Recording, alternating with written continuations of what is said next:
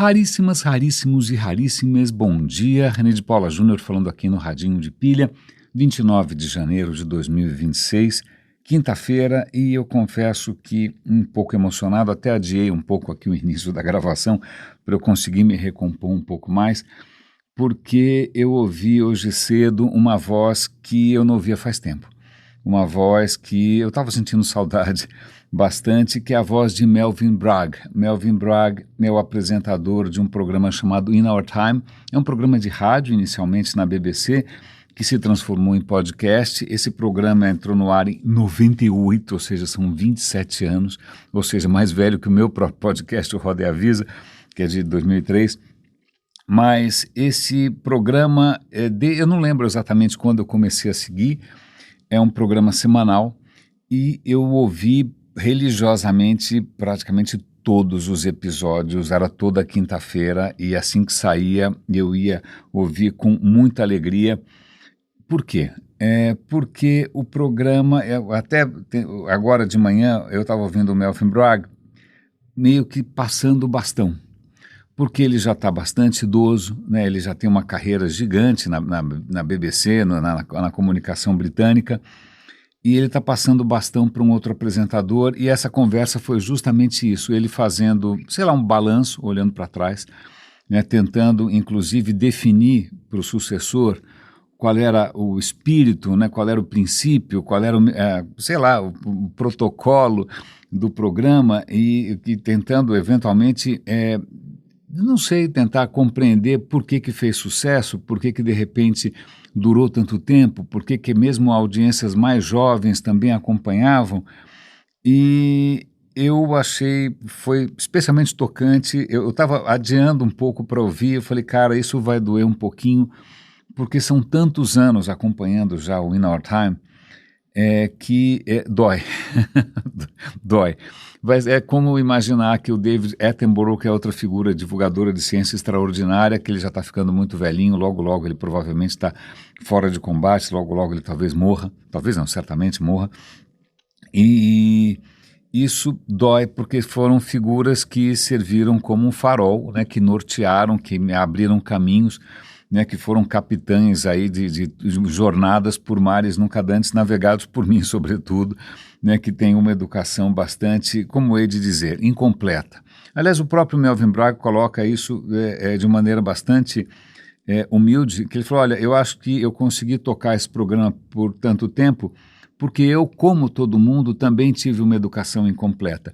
E eu sou, como a humanidade ou talvez deveria ser, curioso. Existem tantas coisas que eu não sei. Então, só para contar para vocês o que é o In Our Time, os episódios estão todos no ar, eu vou dar o link para vocês, são mais de 1000 episódios ao longo desses 20 e tantos anos. O In Our Time é assim, eles escolhem um tema que pode ser placas tectônicas, que pode ser a conquista da América, que pode ser soluço, tanto faz. Eles escolhem um tema sem nenhum tipo de agenda, sem nenhum tipo de currículo, não, é bastante aleatório, e ele traz para conversar sobre o tema 3 professores universitários, 3 membros da academia, mas não só pesquisadores que ficam lá produzindo o seu trabalho solitário, não, gente que está acostumado justamente a ensinar, a conversar com estudantes, conversar com, como ele mesmo diz, com gente que como ele não sabe muita coisa, né? Então, essa é a fórmula. Você tem um tema qualquer, pode ser a sucessão da rainha da Inglaterra no século não sei o quê, pode ser o legado do Império Persa, tanto faz. O programa durava 40 minutos, extremamente civil, né? Muito respeito ali entre os acadêmicos, muito respeito entre os professores, e ele ali fazendo o contraponto, assumindo que ele não sabia, ou sabia muito pouco a respeito do tema. Nem sei quanto tempo que eu estou ouvindo esse cara já, é uma inspiração para o Radinho, não deixa de ser. Não, eu não trago nenhum acadêmico aqui, infelizmente, adoraria, né? Desde aqui tem sido um solilóquio ao longo desse tempo todo, mas essa abertura, né, para temas diversos, nessa curiosidade, essa vontade de expandir os horizontes, eu acho que grande parte da inspiração veio dessa jornada do Melvin Bragg, e eu tenho uma gratidão absolutamente extraordinária. E mesmo episódios que, de repente, para mim, não diziam tanto, sei lá, de repente era alguma história muito local, alguma história muito inglesa ou muito irlandesa, seja lá o que for, né, eu acabava ouvindo não só para absorver novos fatos, mas acho que o meu grande interesse sempre foi ver que perguntas que são feitas, né, que perguntas como que um especialista aborda o tema, que perguntas que ele faz para a história. E a gente já vai tocar nesse ponto de perguntas que são feitas, porque isso também conecta com um vídeo também muito emocionante que eu assisti de ontem para hoje e que eu vou compartilhar com vocês. Então, perder o In Our Time, perder essa figura do Melvin Bragg, que para mim já era parte da minha vida, parte da família, é difícil, ainda mais porque é uma figura pela qual eu tenho uma imensa gratidão, né? Não só a ele, mas a equipe toda, né? A própria BBC, imagina, você consegue imaginar um programa desse no rádio brasileiro, na TV brasileira, talvez TV Cultura, não sei, a TV Cultura é sempre um joguete político, né? Depende do governador, é uma coisa meio maluca. Eu não sei e eu morro de inveja. Eu juro que eu gostaria, se tem uma vida que eu invejo, não é a vida de nenhum bilionário, não é a vida de nenhum aventureiro, não é a vida de nenhum Dom Juan, é a vida do Melvin Bragg, que ele pôde fazer a sua carreira inteira, a sua vida inteira, em cima não só dessa curiosidade, mas da vontade, desse impulso de compartilhar conhecimento e dividir isso com todo mundo. Eu estou tentando fazer isso caseiramente, de uma maneira bastante solitária, de uma maneira também bastante frágil, não é? Mas eu fico feliz que alguém como o Melvin Bragg conseguiu isso e ele pode olhar para trás e ficar feliz que ele fez diferença na vida de pessoas no mundo todo. E eu vou conectar essa história das perguntas porque eu estava assistindo ontem o vídeo de um divulgador de ciência que eu admiro muito também, que eu apoio, inclusive, o Hank Green, que é o cara que está por trás do Crash Course, alguns canais de ciência por aí, né? Ele, de uns tempos para cá, ele teve câncer, ele se curou do câncer, ele se ele expõe bastante das emoções dele, do que ele está sentindo. Então, ele tem o canal dele, pessoal, cara, é a coisa mais caseira possível. A qualidade da câmera não é boa, a qualidade, ele está no meio de uma confusão de coisas, deve ser o quarto dele, ele abrindo o coração e falando de improviso. E para mim, sempre muito inspirador. E ele estava fazendo um vídeo relativamente longo sobre o que talvez tenha sido a maior invenção de todos os tempos. Se tem alguma coisa que a humanidade pode olhar no espelho e falar, poxa, pelo menos isso a gente conseguiu, que o que ele chama de ciência, mas não ciência como livros na prateleira cheios de informações e tabelas periódicas, não. Ciência como um processo, ciência como uma maneira de você interrogar o mundo. E ele coloca isso justamente no começo. Acho que também é uma coisa que inspira aqui bastante o Radinho. Você sabe, eu não sou cientista por formação, não estou fazendo experimento nenhum. Já já a gente vai falar de outros experimentos também. Mas o que ele coloca no começo é que se tem uma característica humana bastante visível, é que a gente está sempre lançando perguntas ao universo. Né? Por que o sol nasce? Por que deu tudo errado? Por que da onde vêm os bebês? A gente está sempre lançando perguntas ao universo e tentando ver como o universo responde, né? Que perguntas que a gente faz, que perguntas que a gente fez. E durante muito tempo as perguntas eram respondidas de uma maneira que, digamos, não foi muito para frente.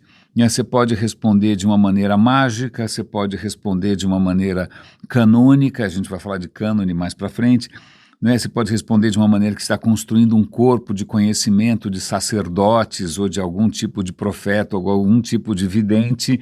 Você pode ter respostas que são, sei lá, completamente delirantes, como no caso dos oráculos gregos, mas várias maneiras de interrogar o universo que meio que paravam, não iam muito longe, ou então acabavam criando algum tipo de corpo de conhecimento, vamos chamar de cânone, que vai aparecer daqui a pouquinho de novo, num lugar bastante inesperado, que normalmente é um cânone congelado, é uma base de conhecimento que é sagrada, né? Então você tem vários livros sagrados, você pode escolher, tem um monte por aí, né? E o que está escrito ali está escrito em pedra e você não pode questionar, e se você questionar vai ter jihad, vai ter inquisição, vai ter, sei lá o quê, perseguição da ditadura, não sei, não é? Mas em algum momento, essas perguntas começaram a ser feitas de uma maneira um pouco diferente. E eu já comentei aqui com vocês, o Carlo Rovelli, que é outro divulgador de ciência que eu adoro, um físico, acho que ele é astrofísico, na verdade eu não lembro. Ele fez um livro sobre Anaximandro. Anaximandro foi um pensador grego, se eu não me engano, será que é de Mileto? Talvez tenha sido de Mileto. Né, fazer uma pequena digressão aqui, grande parte da herança, né, que a gente chamaria de uma herança ocidental, do pensamento, a gente sempre associa à Grécia. Por que vieram tantas ideias e pensadores da Grécia? Né, eles eram alguma raça superior, alienígenas?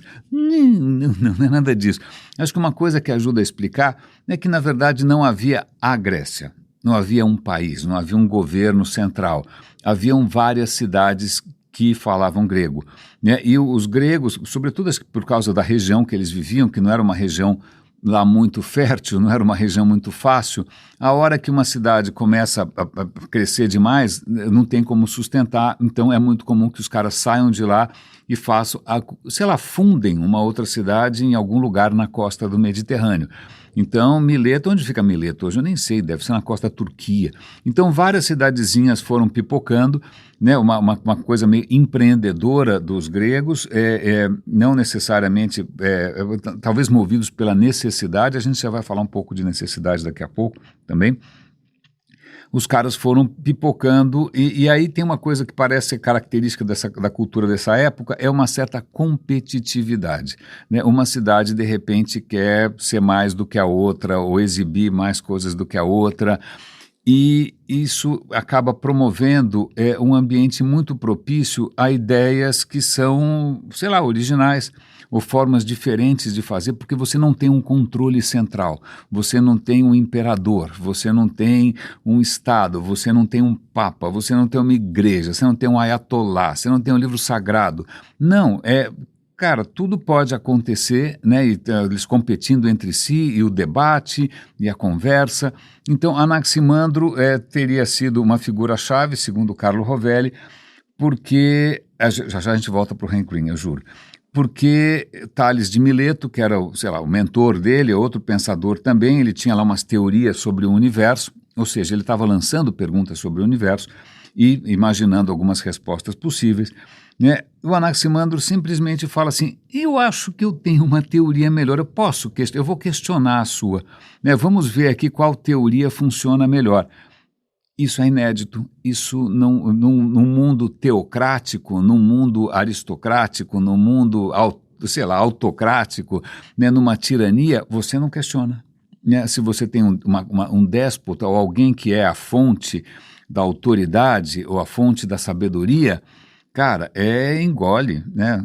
Desculpa, lamento informar, mas não tem. Mas agora, se você pode propor uma coisa melhor, e debater e questionar para ver qual funciona melhor, isso é uma coisa nova. Então, voltando aqui para o Henry Green, em algum momento na nossa história, talvez tenha sido Anaximandro ou não, a gente começa a fazer um tipo de dinâmica que não é um gênio sentado tendo iluminações proféticas sobre a origem das coisas. Não é nenhum profeta inspirado. É o seguinte, peraí, como é que é a sua ideia? Conta para mim. Explica, como é que eu demonstro? Demonstra para mim. Eu consigo fazer a mesma coisa? Quando surge essa postura, ou quando essa postura é possível, sem que você perca, né, a língua, a cabeça, seja o que for, né, que você pode... abre para mim aí, como é que você chegou nessa conclusão? Eu posso ver o caminho que você seguiu, os experimentos que você fez? Se eu fizer, vai chegar no mesmo lugar?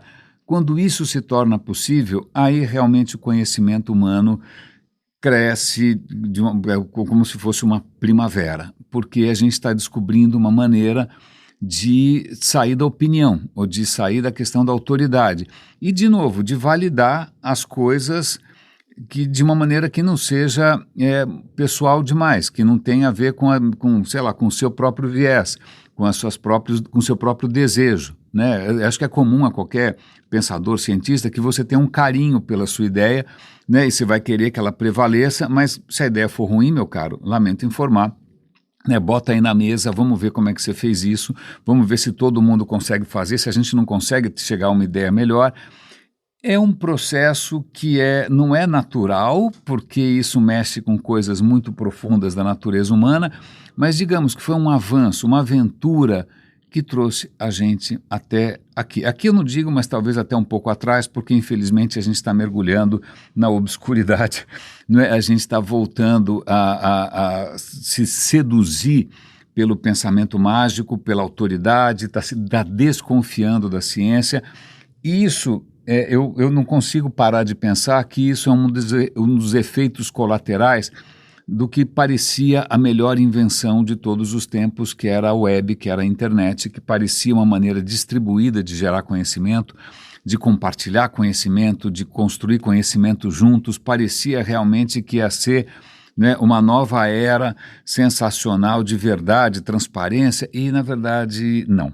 Descobriram muito rapidamente como manipular, como fazer dinheiro, como conquistar poder, manipulando as nossas coisas um pouco mais arcaicas, que é o viés, a nossa necessidade de validação, de confirmação, os nossos medos, né, a nossa alegria de pertencer a uma causa, seja ela justa ou não, né, isso tudo foi manipulado e, infelizmente, o que a gente tem hoje é muito difícil, eu não consigo imaginar muito um caminho de volta, é que a gente está infelizmente, sabotando justamente aquilo que nos trouxe até aqui. O Hank Green, que é o apresentador, ele fala, cara, eu hoje estou vivo por causa da ciência. Eu não estou vivo por causa de algum guru, eu não estou vivo por causa de algum passe, eu não estou vivo por causa de orações dos familiares, eu estou vivo porque hoje a ciência consegue entender como um câncer funciona e consegue fazer alguma coisa a respeito, senão não estaria vivo. Né? E a gente está justamente sabotando isso. Acho que eu comentei com você, se eu não comentei, comento novamente. Eu estava lendo outro dia uma reportagem da Atlantic sobre o quanto o governo Trump está, por razões completamente incompreensíveis, tirando os recursos de pesquisa científica. Então, eles estão entrevistando ali uma pesquisadora que durante 50 anos dedicou a vida dela inteira ao quê? A ficar rica, a ficar famosa, a ficar gostosa, a colecionar bolsas. Não, ela dedicou, né, a tirar foto no Instagram. Não, ela dedicou a vida inteira a entender o câncer. E, de repente, ela recebe um e-mail dizendo, olha, lamento informar, seu laboratório vai ser fechado porque não tem mais recurso. Por quê? Por que que alguém sabota a pesquisa? Né? Aonde a gente vai chegar? Né? Esses dias eu estava conversando com... É muito comum você ver pessoas achando que o Milei é um grande cara porque está tirando a Argentina do buraco, mas quando você vê hoje, a Argentina está em chamas, a Patagônia está pegando fogo, uma coisa desesperadora. E, em parte, a coisa está sendo agravada pelo fato do Milei ser um anti-ciência. Ele nega o aquecimento global, ele tira fundos de qualquer coisa ligada à conservação, à sustentabilidade, né? Ele é aqueles caras que eles se acham ultra, sei lá o quê, sabotando ciência. Isso faz o quê? É um absoluto tiro no pé. Né? Da onde vem a riqueza de um país se não for do conhecimento? Ele vai ficar fazendo vaca o tempo inteiro? Né? Mesmo para isso precisa de conhecimento. Não é? Então, ok. Então, esses dois vídeos foram muito importantes para mim. Aliás, daqui está mais com cara de um episódio de sexta-feira. Sexta-feira é o dia que eu costumo fazer esse tipo de divagação um pouco mais abrangente, um pouco mais profunda também, mas esses dois vídeos mexeram bastante. Agora eu vou conectar algumas coisas que eu mencionei aqui. Eu falei de cânones, não é?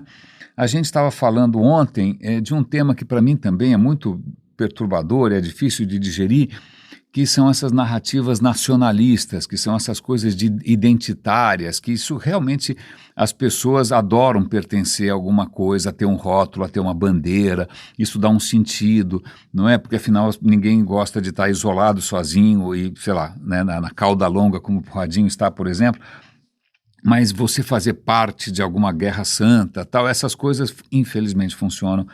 E eu esqueci ontem de comentar que a Suécia, que eu sempre considerei um país absolutamente, sei lá, tranquilo, bacana, né, tolerante, a extrema-direita está crescendo. Então tem lá um movimento que começou marginal, um movimento contra a imigração. Veja, a Suécia tem acho que 20% da população é de imigrantes. Né? Imagina um país que é super homogêneo do ponto de vista étnico, né? São todos suecos, basicamente. Né? De repente chega gente do Oriente Médio, chega gente da Ásia, é um choque. O que você faz com isso? Como é que você como é que você lida? Tem muitos medos. Né? Então esses medos, essa dificuldade de lidar com o que é diferente, né, fez com que surgisse aí uma onda de extrema-direita e agora os caras aparentemente aprovaram um cânone da cultura sueca.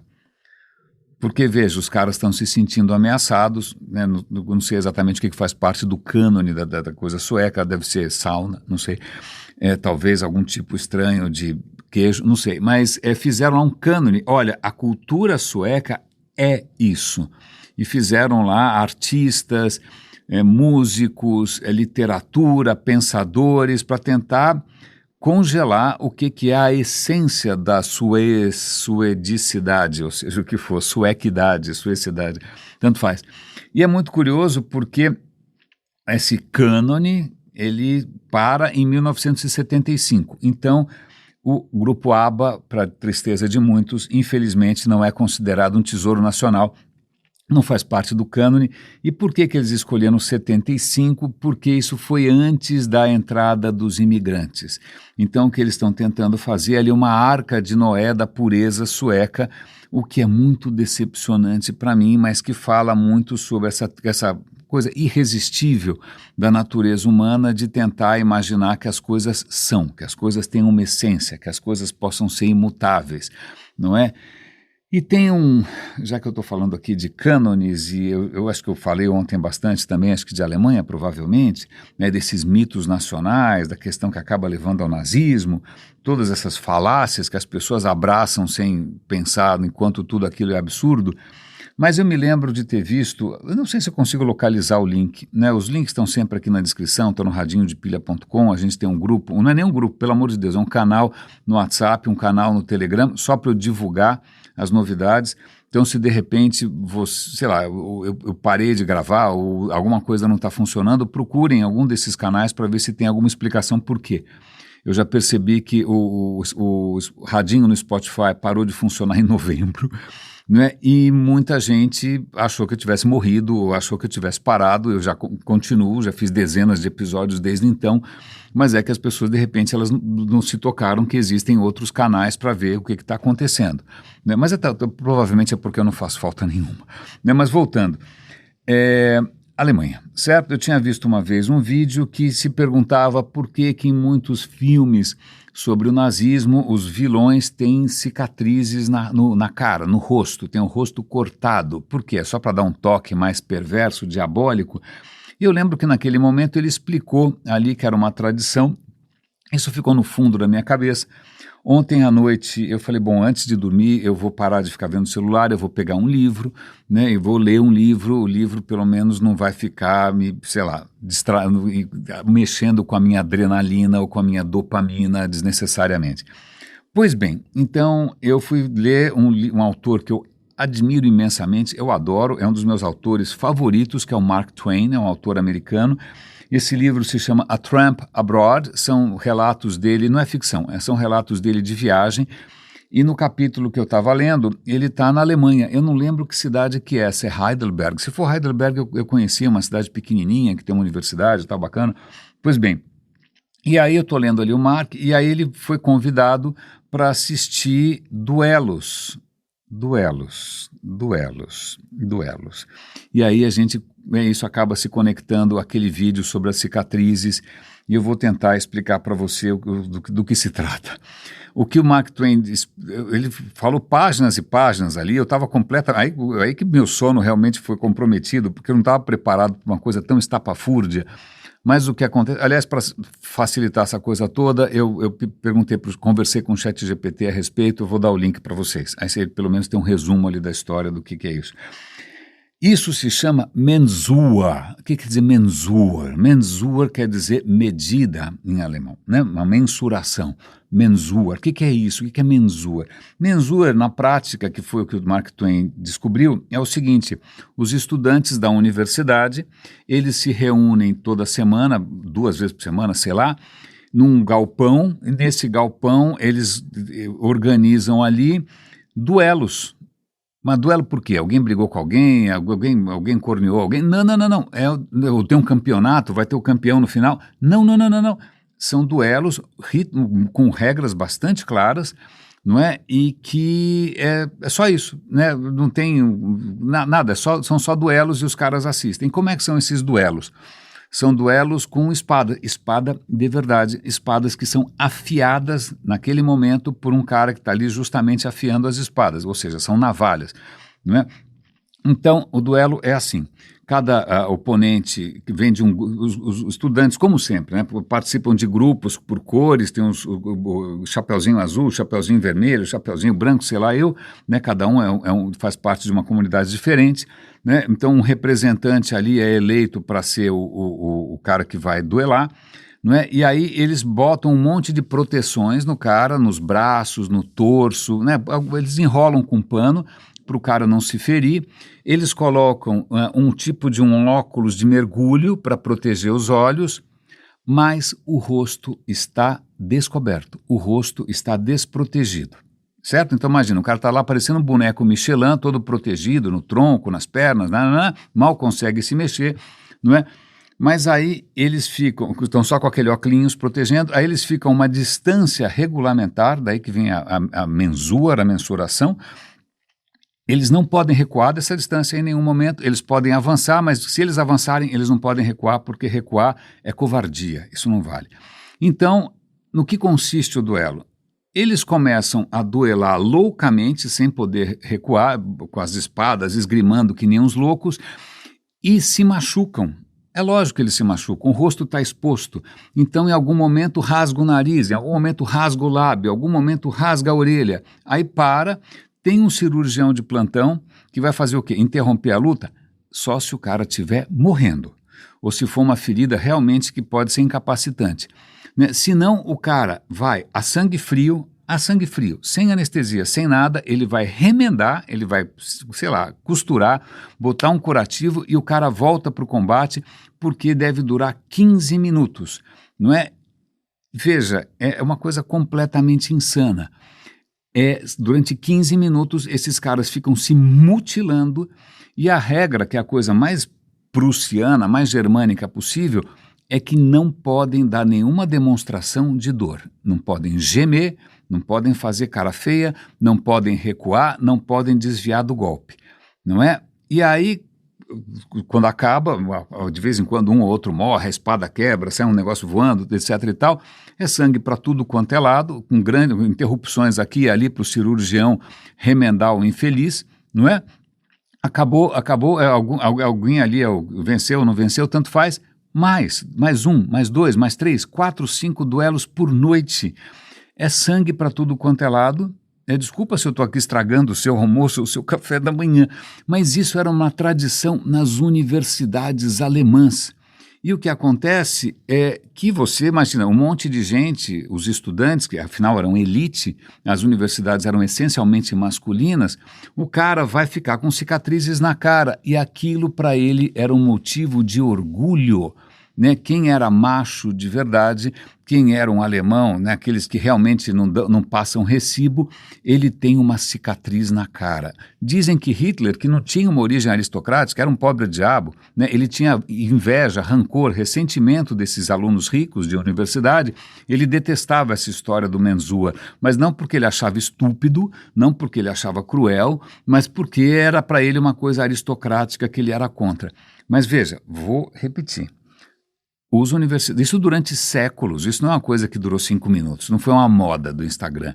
Durante séculos, os estudantes universitários alemães, isso me fez lembrar um outro livro que eu estou lendo também, como audiolivro, que chama Os Rebeldes Magníficos, que é sobre as universidades alemãs no século XVIII, e assim vai. Mas é o mesmo ambiente, é um ambiente essencialmente masculino, só homens. Parece que essa tradição, que é um ritual macabro, um ritual esquisito, é um ritual desumanizante que vai transformar qualquer indivíduo numa máquina insensível de matar, porque isso é justamente para o cara se orgulhar da sua insensibilidade, da sua completa ausência de paixões, a não ser a paixão da morte, não é? É um culto da dor, não é? É um culto da dor. Isso nasce porque, inicialmente, as universidades alemãs eram um ambiente muito masculino, tinha muita trollagem, muito bullying, muita briga, e todos eles, como eram aristocratas, eram elite, eles andavam com espadas. Então tinha duelos a toda hora, aí eles resolveram botar ordem na suruba, que não é exatamente proibir. Não, vamos fazer isso de uma maneira ritual, tem regras. Essa distância, você não pode recuar, o cirurgião tem que durar 15 minutos, senão é uma vergonha para você. Né? Aliás, se a audiência desmaiar, se alguém na audiência desmaiar, imagina, também pega super mal, porque afinal a identidade ali daquele pessoal é justamente a completa ausência de qualquer emoção que você poderia chamar de empática, simpática, humana. Não é? Aí você entende por que de repente, quando Hitler sobe ao poder, ele vai falar, olha, o cristianismo é uma religião dos fracos, é uma religião porque o que realmente importa é a força, essa história de piedade, compaixão, oferecer outra face, isso é coisa de fracotes, ele não inventou isso. Isso estava profundamente arraigada na identidade da cultura daqueles lugares, do que mais tarde vai acabar virando a Alemanha. Eu achei essa história tão perturbadora, e agora me faz pensar em tanta gente, e você vê até hoje, você tem essa cultura aí, muitos influencers de crossfit, daquilo, aquele culto, né, do homem que não sente dor, do homem que é sádico, meio masoquista também, e que não passa recibo. Eu me lembro agora de uma figura dessas, que o filho chegou e falou, papai, eu fiquei magoado, ele falou, o macho não fica magoado, o macho fica puto. Né? Então você começa a entender que realmente isso é uma coisa a ser levada em conta. Eu vou conectar isso talvez com que seja a última história do dia. Eu estava lendo agora um artigo extremamente interessante sobre o despotismo, o domínio do mais forte sobre o mais fraco em ratos, em babuínos, em mangustos, por que não em formigas? Né? Várias espécies sociais, né, que vivem em grupo, várias delas se organizam de uma maneira despótica. Você tem alguém no topo que prende e arrebenta, que manda em todo mundo, que faz sexo com quem quiser, que pega a melhor parte da comida. E veja, não é necessariamente, antes que alguém aqui venha com alguma coisa, não é necessariamente masculina. Você tem sociedades como, por exemplo, tem um tipo de topeira pelada, que é um bicho horroroso, eu nunca vi um bicho mais feio. As sociedades são matriarcais. Né? É a fêmea que domina, e as fêmeas são um absoluto horror. Então isso não é só uma coisa da opressão masculina, do pênis, do falo, do Freud, não. Tem formiga também, que a questão do sexo também não é uma coisa muito, sei lá, você tem a rainha, né, que só ela pode pôr ovo, e tem uma casta ali de formigas que vão justamente ver se as outras fêmeas estão querendo pôr ovo ou não. Se a outra fêmea puser ovo, eles matam, eles comem o ovo. Né? Então, muito interessante. Babuíno também é um horror. Tem algumas espécies de primatas que têm esse comportamento. A questão é, por quê? Por que algumas espécies são mais despóticas que a outras? Espécies, mangusto, eu nem lembrava que existia um bicho chamado mangusto, é um quadrúpede, um mamífero. Não é? Formiga. Por que isso surge? Existem algumas teses. Uma das questões parece ser se as pessoas não têm como fugir, não têm para onde correr. Né? Se de repente você está num ambiente que é muito limitado em escolhas, você está num ambiente que é isolado, você tem num ambiente que se você puder, de repente a situação está feia, alguém está te oprimindo, você bota o chapéu na cabeça e vai embora. Nem sempre isso é possível, porque em muitas espécies sociais, a nossa é um excelente exemplo, né? Você sozinho é uma criatura indefesa, uma criatura que não tem chance. Então, muitas vezes se você sair do grupo, não tem para onde você ir e teu destino vai ser provavelmente ruim.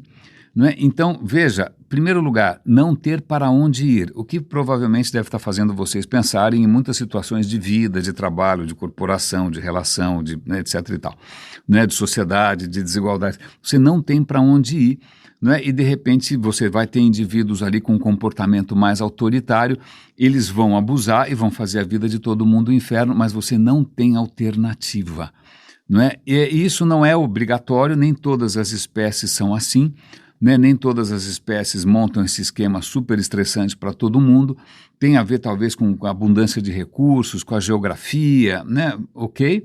Mas o que eu descobri, para minha alegria, é o muriqui. O Renezinho não sabia o que era um muriqui, podia ser um pernilongo, podia ser algum tipo de fungo no lugar indesejado. Não, mas muriqui é um primata, é um macaquinho brasileiro, que é chamado do macaquinho hippie, porque ele é, entre todos os primatas que se conhecem, o macaquinho mais relaxado, mais tranquilo, mais easygoing, né, mais tranquilão. Conflito muito pouco, eles se abraçam muito, eu sempre falo aqui dos bonobos, né, que tentam resolver conflito com sexo, mas acontece que parece que os muriquis são mais tranquilos ainda, não tem tanto conflito por território, não tem tanto conflito por sexo, não tem tanto conflito por recursos, não é? Então veja, a nossa espécie, infelizmente, lembra um pouco outras espécies. Aliás, o artigo começa com ratos. Está falando de um pesquisador inglês que estudava, por acaso, ratos, né? E na Segunda Guerra Mundial, o rato era um inferno porque ele consumia os recursos, ele atacava as bases. Então o governo inglês falou, cara, é difícil alimentar os soldados se tem rato atrapalhando, cadê o especialista em rato? E esse especialista em rato, ele trouxe com ele um ratinho que ele tinha de estimação, que era o Bill. E aí ele levou o Bill justamente para uma outra base para estudar, tal, e na outra base tinha um ratinho que era, falei qualquer coisa, o Marquinhos, né? Aí o que acontece, a hora que ele botou os dois juntos, o Bill ficou enfurecido, ele entrou numa luta de briga e morte e aí ele acabou preponderando e aí ele percebeu que numa sociedade de ratos, dependendo de como você condiciona, né, se eles têm pouco recurso, se eles estão trancados, se eles estão fechados, muda o jogo. A regra do jogo passa a ser despotismo, passa a ser crueldade, passa a ser dominação pela força. O cara ficou tão impressionado, escreveu um livro a respeito na década de 50, porque falou, cara, mas era um rato tão simpático, o que aconteceu que ele ficou assim? Será que humanos, essa é a questão, será que a gente consegue organizar os humanos de uma maneira em que não sobressaiam essas tendências, em que de repente a gente consiga parecer mais com um muriqui do que com um babuíno, né? É a pergunta de sempre, é o que me leva a estar sempre conversando aqui com vocês. E eu acho que isso, vamos encerrar aqui com o nosso abraço de muriqui, é o macaquinho que mais abraça, eu vou ver se eu acho foto, eu nem sabia que cara que ele tinha, não é? Então, raríssimos e raríssimas, cuidem-se por favor, um grande abraço, muito obrigado pela companhia ao longo desses anos todos e até amanhã.